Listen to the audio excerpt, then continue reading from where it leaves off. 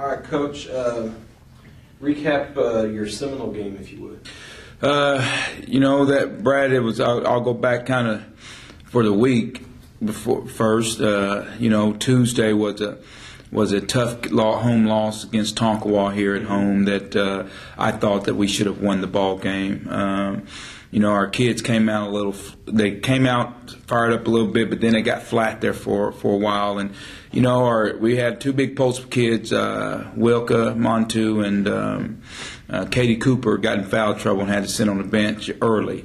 And at that point in time, they were really starting to get gel a little bit. And so it kind of hurt us in the first half. The second half, we still started off a little slow, and I pulled the first five, and then once I put them back in, Inga Orhover had a great game. She wound up tying the school record for most threes with 10. I think she hit 5 in a row. She was really got caught on fire a little bit, but unfortunately we were still, come up a couple of points short with the victory, and that left a bad taste in our mouth as well. It's a victory we've got to have at home. And it's a conference game as well, so that kind of hurt. Not taking anything away from Tonkawa at all because they played well, but we've got to go out and we've got to go win that game. On Thursday, and we went down to Connor State, which is a which is a rival within the state of Oklahoma with us, and I thought our kids really played hard. Wind up winning by 3. We let a lead slip up on us. We had about a 10, 12, somewhere around there, 14-point lead with about 5 minutes to go, and we allowed that lead to diminish with stupid things, turnovers, rushing things. And when we have the lead, we got to understand we're in control. And we tried too many things, but we wound up winning that tough, hard-fought victory on the road, which was huge. And then had to go down, get a day's rest, or not even a day's rest. Had to come back, practice on Friday. Had a few kids that were sore, but we had to fight through it. Go down to Seminole on Saturday, which is a tough place to play. They're coming in 4-0 in the conference. And so, I knew it was going to be a tough ball game. But our kids really played well. Getting up 8:30 in the morning, whatever, eating breakfast, getting on a bus and driving 3 hours and to play a 2 o'clock in the afternoon game, or at 2 o'clock in the afternoon, I didn't know what to expect. But they were ready, and they came out and they played well, sluggish a little bit, but I really thought our defense stepped up to the point.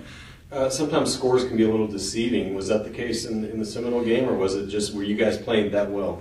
It's 64-48. We really played well. I thought offensively we missed a few things that we should have hit, but defensively the kids really played well.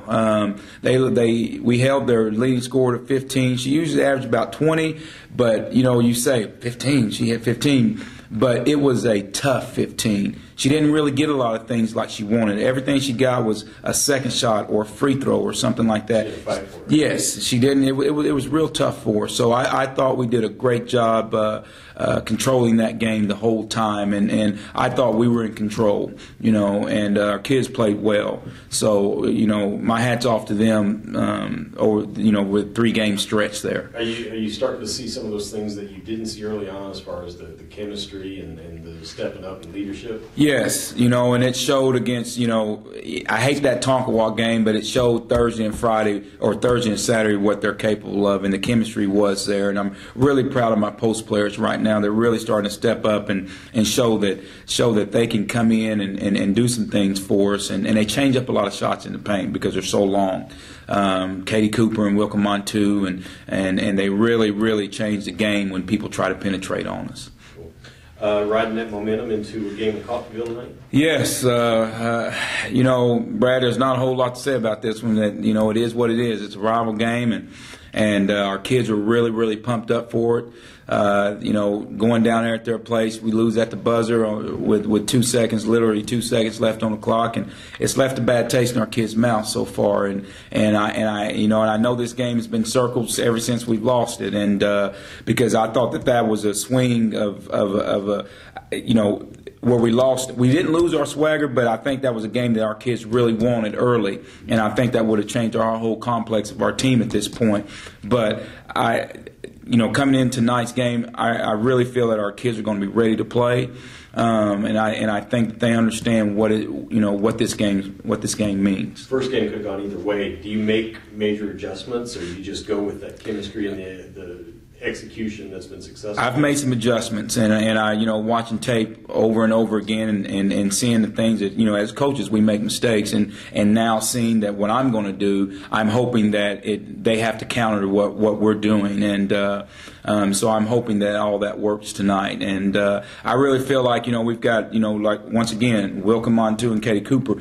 You go back and look at the tape; they were so. I bet you their eyes were really big at that point in time. That was our third game of the year, or fourth game of the year, but it was still a big game, yeah. and I don't think that they knew, and so they've now been in some big games. So I really feel that they are ready, and they're going to make the difference in this game because they've got two tremendous post players, Andrea Shaw, and Tatiana Cannon, I think that's her name. So they're big-time players. Cannon is the number 13th player in the country as far as scoring-wise. She averages 21 a game.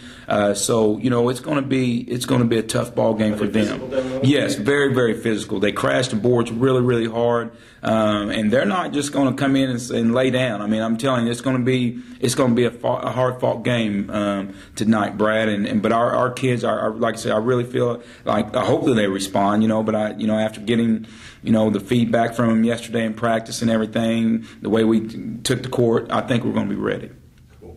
This wraps up the first half of the season, and take a break for a while. Looking back in the front half, what kind of positives? I know that you had players like Korakova kind of just stepped up and shined, and you weren't necessarily expecting that from that freshman at this point. Not necessarily, but I knew what she was capable of. I knew that she had the skills and the long range that she could, where she could shoot it from. But she, mind you that, yes, she's a great player, but she's still a freshman. There's a lot of things that she still hadn't learned. So, as time goes on, she's going to get better and better and better. Katie Cooper's one person that I'm really surprised at right now. She's really coming along. Still very immature about some things, but has really bought into the program and has really took control of really handling the pressure of being a freshman and starting.